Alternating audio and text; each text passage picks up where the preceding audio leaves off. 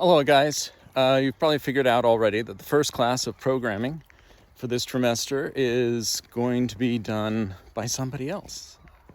Fortunately, you have one of the best substitutes I can think of. This teacher that you have in front of you, when she was teaching in class, I remember her doing mummification of chickens. How cool is that? Programming is going to be a very important skill in the future for you guys to have and for you guys to understand how the world works. When I was a kid, all TVs were black and white, and they were small. And the world has changed a lot since then. And your world will change even faster than my world changed. So you have to be able to adapt and understand the machines that you'll be working with. Computers are going to play a huge part of your life. And understanding them is going to be key to being happy.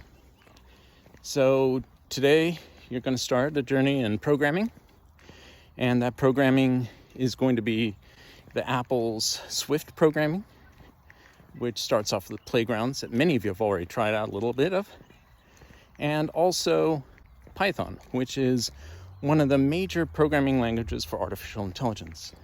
Artificial intelligence is going to change your life dramatically. The whole world is going to change dramatically because of artificial intelligence. In 10 years, there will be things that you can't even imagine, and it will be brought to you by artificial intelligence. So Python is the main language for artificial intelligence. Unfortunately, it's a bit advanced for us to get to in this class, but you'll have at least a start and an understanding of how it works. So why should you program? Why should you code? First of all, coding is inherently creative. You're building something when you are coding programs. It also makes you a really good problem solver. And believe me, this world has plenty of problems that you'll have to solve as you get older, and even now. Programming will also make you more resilient. It's not easy, and you'll have to have some patience and think things through. And you'll have to adapt and be flexible. There are many tools out there, and if you do everything just one way, you're not going to get very far in programming.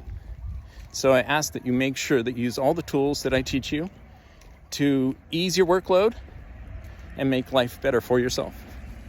Coding makes you think, and it makes you think well. If you don't think well, you won't program well.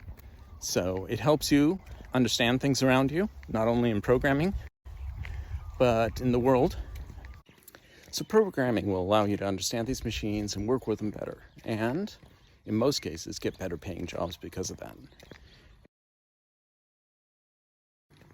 So today we'll be doing a little bit of Swift, and I know some of you are rolling your eyes because you've done this in elementary school, but it's good to get the basics down and understand how they work. What you'll need to do, first of all, is to go down to the playgrounds icon in the lower part of your screen and click on the Swift bird. That's the orange one, or the white one in the orange field. And then once you're down there, double click it open, and you'll see this little guy. And right click with the right mouse button, click on that, and reset. Once you do the reset, double click on the little guy and start off with a fresh screen. You guys should be able to get through loops today. If you can't, that's okay. I'll be here Thursday, tomorrow, and we'll continue from there. We got to cover the basics. And then after the basics and doing a lot of Swift work, we're going to do Python, which is that artificial intelligence language. And that one's used all over the place. It's easy to learn. It's intuitive, I think, a lot more so than other programming languages like C or Java, which you may not even know about. It is a newer language. Both of these are very new languages. So you're really learning the latest stuff. And that's good. I want you to pay special attention to what you're doing, and don't do it like an elementary school kid. Go in there and use the tools that it tells you about and the other commands that are just more than turn left, turn right, and use them to make your job easier. You should not have a bunch of code piled up 30, 40 lines long. These problems can all be solved typically within 10 to 15 lines max. If you get more than that, you are working too hard, and you got to go back and read what it says in the directions.